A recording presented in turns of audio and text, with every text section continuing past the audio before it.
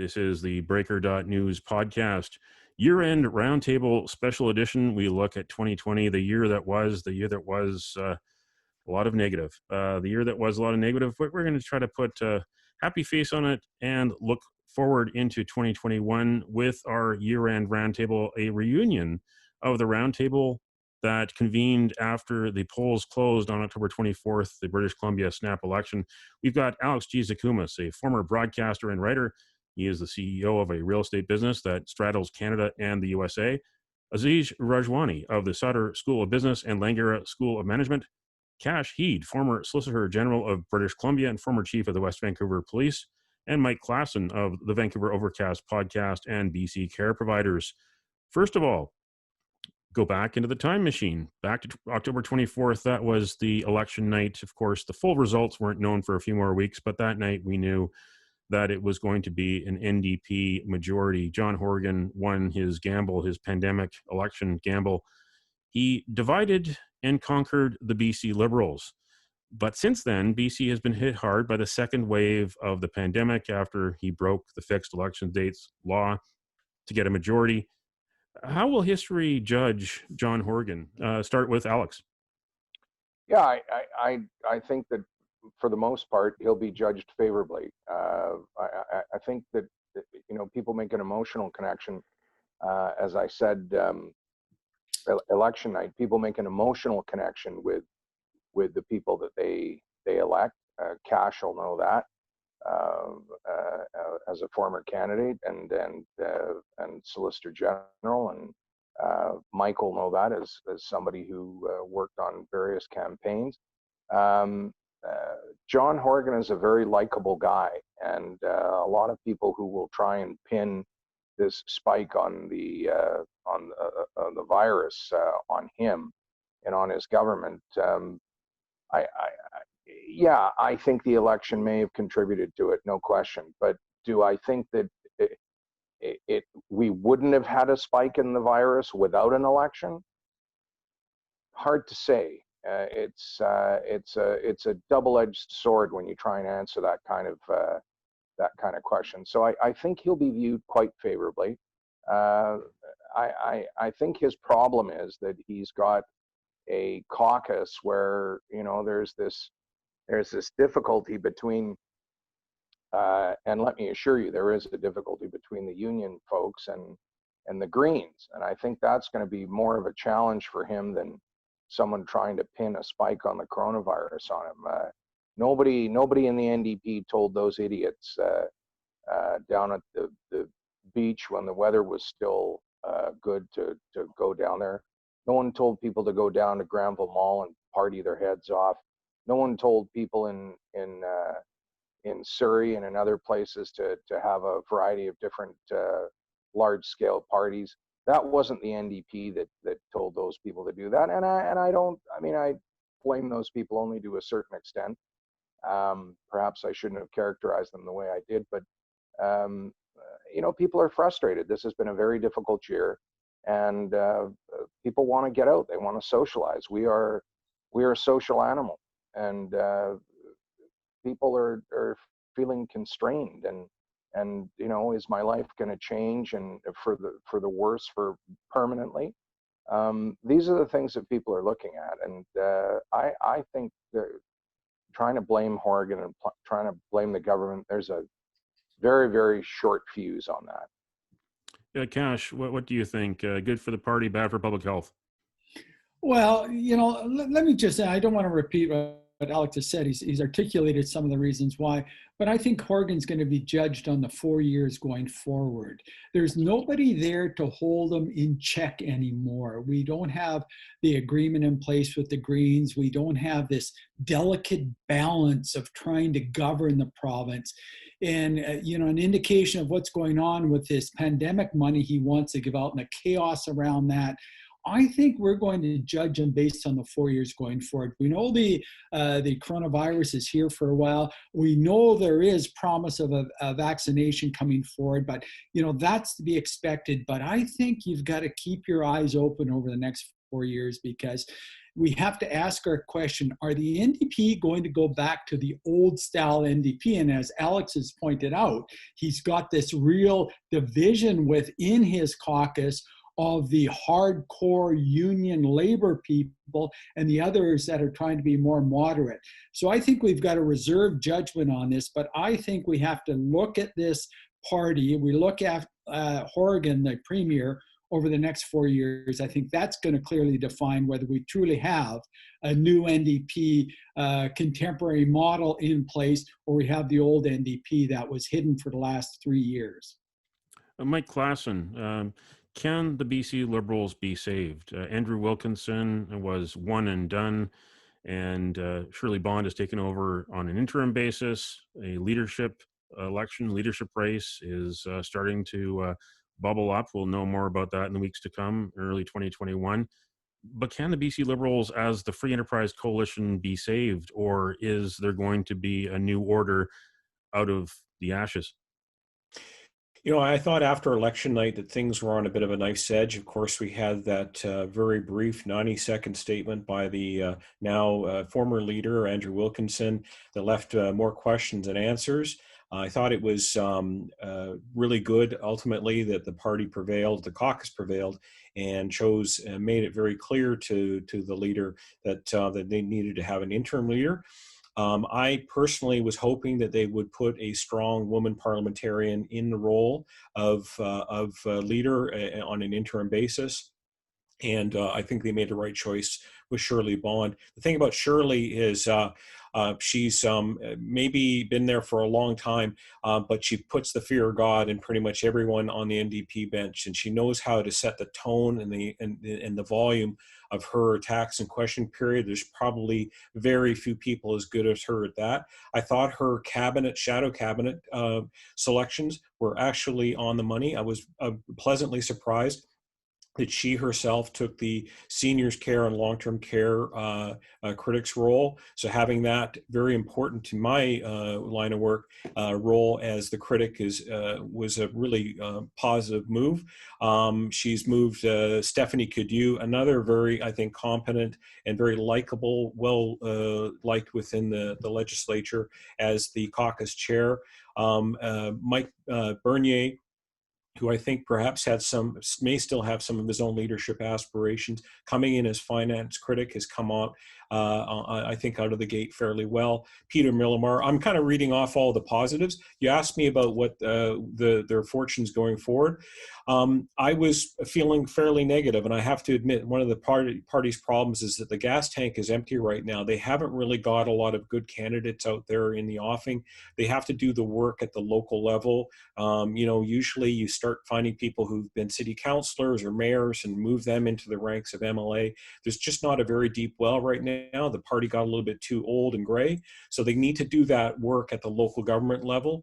And so we'll see what happens. As for the leadership, I'm hearing some good names, to be honest. You can sort of complain all you want whether you're bringing back some of the old guard, the Kevin Falcons, or have Michael Lee or Todd Stone or any others that come forward. I think it'll probably give some energy to the organization in a way, hopefully, like it didn't happen last time, which I found ended up dividing the party and resulting in perhaps not the best choice in the end. So I remain a little bit optimistic. And as far as the NDP, I agree with Alex and Kash's assessment.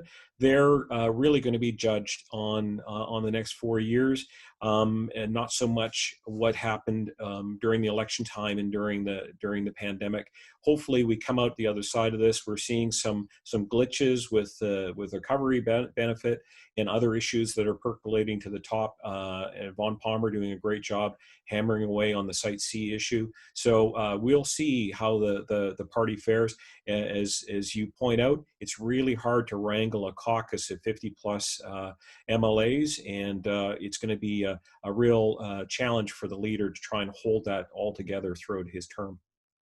Aziz Rajwani, the economics of the pandemic, there is going to be a legacy for so many years. Of course, the legacy of the lives lost of 2020, but also in 2020, government spending at every level, but especially here in the province of British Columbia, where we saw the government go from a balanced budget to a matter of weeks, well into the red, and now we're looking at a deficit well over $13 billion. How is the NDP going to deal with this in 2021 and going forward? They got four years to deal with it now. How are they going to clean up this mess? Well, the pandemic has resulted in expenditures that are absolutely necessary to be incurred. There are individuals that are suffering out there beyond what I can even imagine. Small business owners, entrepreneurs who poured their blood, sweat, and tears into businesses, and through no fault of their own, through no mismanagement of their own, are being told to shut down.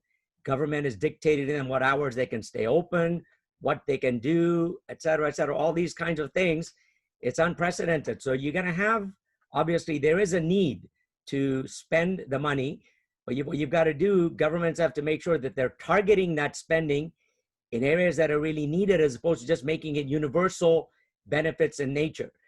Make sure you get the money out to the individuals and businesses that really need it. Don't make it universal that anyone can apply for those benefits. But furthermore, there's going to be increased spending and required increased spending over the next decade. It's going to take a decade to get out of this mess.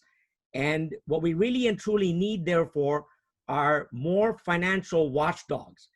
Whether those financial watchdogs are from the private or public think tank infrastructure, or whether they're mandated by law. And that's what I would like to see, is laws that strengthen the powers of financial watchdogs.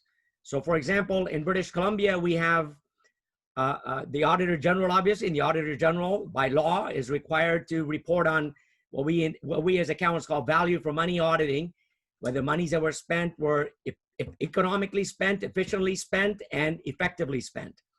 And that needs to happen in all government programs going forward, because politicians by their nature will just spend the money and say, well, we needed to spend it because of the pandemic. But are those expenditures, were they needed? Did they achieve their objective? That's what auditors need to do. And you need to strengthen the role of auditors and parliamentary budget office, for example, federal. We don't have a provincial parliamentary budget office. It's time for that. Selena Robinson, who was the Minister of Municipal Affairs, but now the Minister of Finance, removed the Auditor General's watch over municipalities like the city of Vancouver, et cetera. And I think that needs to be brought back in, not to restrict what governments can do, but to make sure that money is being spent properly, that it's not just being thrown around hoping that it sticks. And good public policy and good financial public policy has to ensure that that happens. So I think we need to strengthen, whether it's by law or citizens demand it, that there needs to be more financial watchdogs looking over government spending and making sure that money is being spent properly, effectively, efficiently, and economically, as I say, the Triple E. Now, the next segment is about municipal politics here in British Columbia. Vancouver, Surrey, and Victoria, the three most important cities here in British Columbia.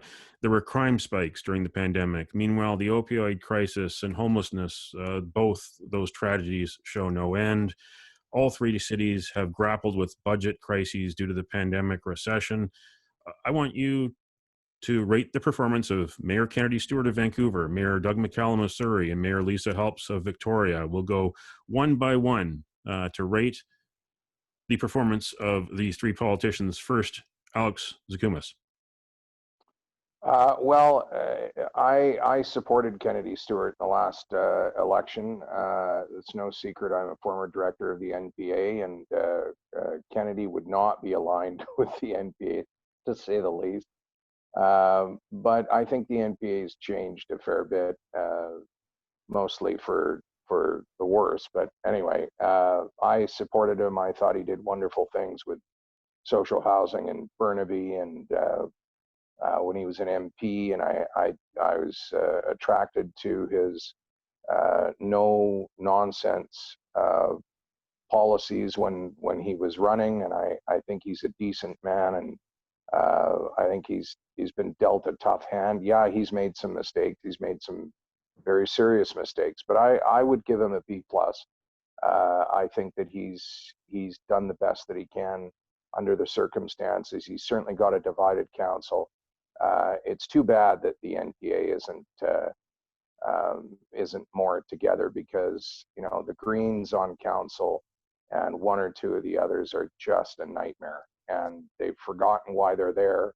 They've forgotten that you have an obligation to the basics, right?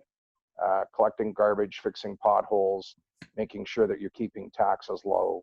And I think the mayor is hamstrung by a lot of people on council and behind those people who just don't care. This road pricing is just insanity. Even to raise it is stupid. These guys are just extremists. They want to injure you because you're driving a car.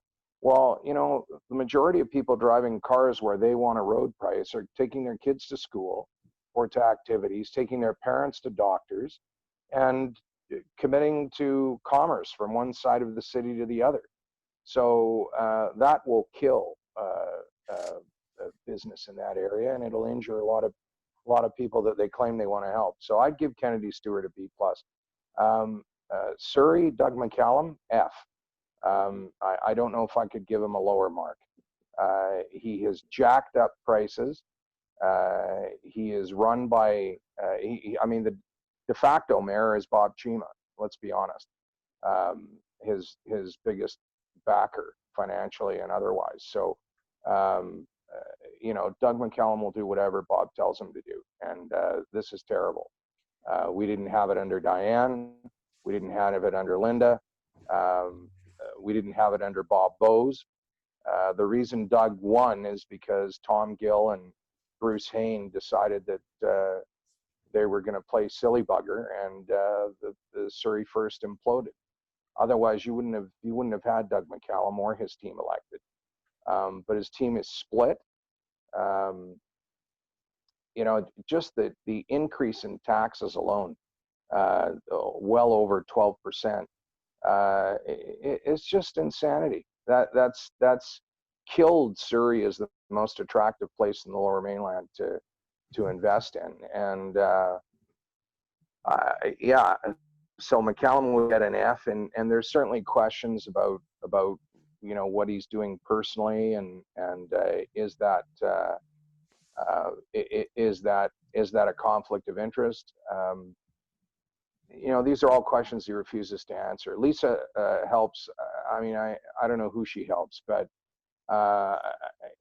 it's certainly not the city of Victoria. I'd give her a D, only because I think she's well-meaning, but she's certainly ground Victoria to a halt. You're starting to see, huge interest in the West Shore, Colwood, Langford. Langford's become the most popular place to invest in all of Western Canada, and thanks to Mayor Lisa Helps and her backwards council. They tore a page out of Gregor Robertson's book that bike lanes and BS are the way to go, and it's just not the case.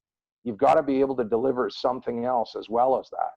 They haven't been able to deliver anything on any other file. I lived in Victoria when I was a young aide during the social credit, and the city has changed dramatically in those decades. But since Lisa Helps and her crew have taken over Victoria, it's just become a nightmare, despite the development. But hopefully, with Stephen Andrew now on council, things will improve. He's an excellent addition to council, and he certainly brings a strong message with him. And now, Aziz Rajwani, through the lightning round, let's get the ratings from you for Kennedy Stewart, Doug McCallum, and Lisa Helps. So I'm going to rank them relatively as opposed to with an absolute grade. So I'm going to use Clint Eastwood's vernacular, good, bad, and ugly. So the good, the bad, and the ugly. So in this case, I would say Kennedy Stewart is good, but good doesn't necessarily mean it's a very good grade, because one of Rafe Mayor's axioms was you don't need to be a 10 in politics. You can be a 3 as long as the opposition's a 2, right? So good goes to Kennedy Stewart, bad would go to Lisa Helps, and McCallum would unfortunately would have to be ugly. We also, though, have to realize that when it comes to the three branches of government, municipal, provincial, and federal, at times like these, it's a municipal branch that has the toughest times because they're constrained by the amount of money they can raise, by their budget requirement to balance the budget, etc. They have, maybe if you're driving a 6-speed car, they can only exercise 2 of those gears. Provincial government can exercise 4 of them, and the federal government can exercise all 6 of them. So they have the most power to borrow, spend, things of that sort. So they're always going to end up looking better than the municipal politicians in times like this, because they can spend, whatever they want. They can issue bonds to raise that money. There's no limits financially on them. On municipal governments, there are various constraints that are placed on them. And, during an emergency like this or a pandemic like this, municipal politicians really are going to come out, with top grades. But on a relative basis, I would put him first. Lisa Helps second. So good, bad, and ugly definitely has to be McCallum, because what I find amazing is that every time someone wants to get elected, they always talk about transparency. Always. Doesn't matter what stripe government wants to get elected. When in opposition, they always talk about transparency.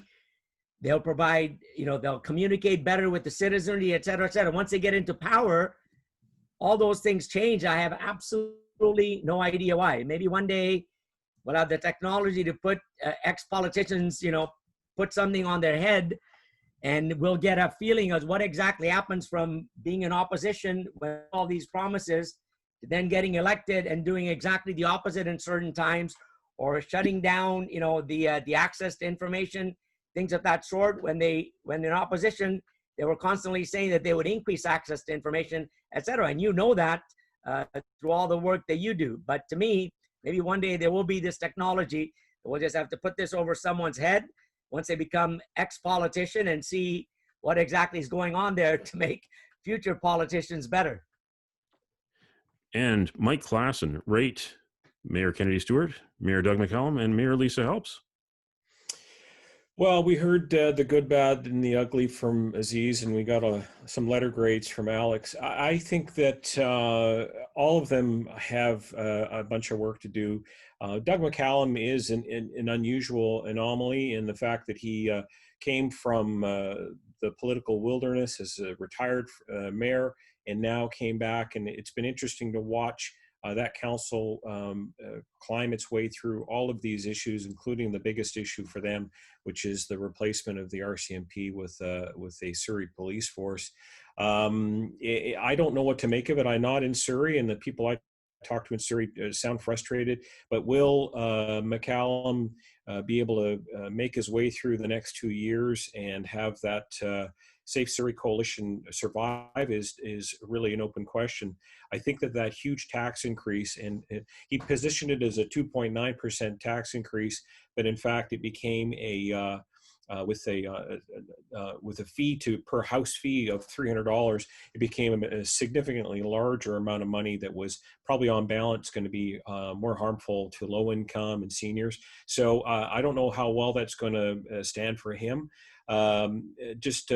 Before I go to kind of ranking them all, Lisa Helps seems to be almost the very embodiment of where Victoria politics is right now. I agree with Alex that having Stephen Andrew come on council might lead to some changes in the tone. But Victoria loves its green, sleepy, activist councils. They seem to be part and parcel with the city, and amazingly, I heard Lisa Helps being described as part of the moderate wing of council, and I think by outside of Victoria, she might be seen as more of a green activist.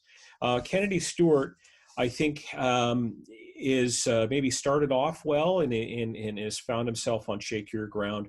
I judge him based upon his own goals for what he wants to do. He wants to deal with the homelessness issue, he wants to deal with housing, and he wants to deal with the opioid crisis. None of those files really are making any substantial progress. And the fact that the mayor continuously goes to name dropping as a way of a measure of his political success. The fact that he's talking about meetings that he's having or calls he's having with the PMO don't really matter a jot if he's not getting the money and he's not getting the work done. So I think that there is a broad frustration at how things like the Strathcona Park issue have been dealt with. The fact that the mayor has not been working collaboratively at all with council. I talk to people in council who tell me that they never are even given a heads up about half the things that he brings forward. He's often taking some of their motions and their work and trying to reform it as his own. But that's the kind of thing that just breeds mistrust on council. So it's no wonder to me that there's some dysfunction there. And of course, now we're seeing Sadhu Johnson, who has a very interesting background in terms of how he got in. He was brought in under the Vision term as the second in charge to Penny Ballum. He's now retiring in January, leaving an opening in the city manager position that I think will be absolutely vital. I would love to see a return to form in that office where you bring somebody up who's been brought up and grown up in the ranks of the civil service, rather than bringing an outsider like we seem to have done with all the major management positions of the last few years.